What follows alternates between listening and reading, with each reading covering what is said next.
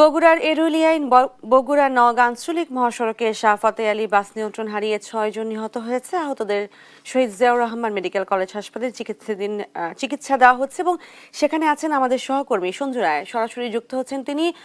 সঞ্জু, কিভাবে ঘটল এই দুর্ঘটনা, আহতদের অবস্থা কেমন দেখছেন? আজ কিন্তু আঞ্চলিক মহাসড়কে অত্যন্ত মর্মান্তিক একটি সড়ক দুর্ঘটনা ঘটেছে।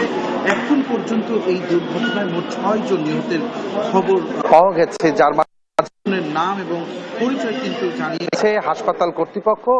নিহতদের মাঝে বেলাল, যার বাড়ি বগুড়া, এবং আরো রয়েছে নূর আলম এবং আমিরুল, যাদের বাড়ি রংপুর বিভাগের কোন জেলায় বলে জানিয়েছেন তারা। নির্দিষ্ট করে এখনো তারা পরিচয় নিশ্চিত হতে পারেননি।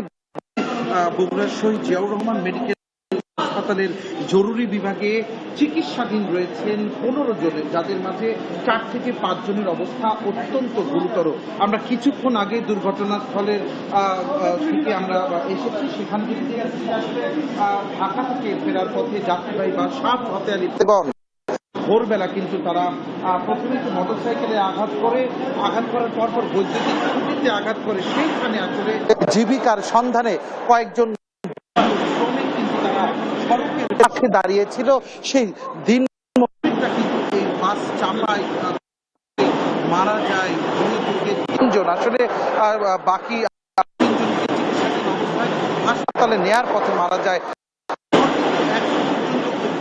আঞ্চলিক মহাসড়কের কয়েক কিলোমিটার রাস্তা কিন্তু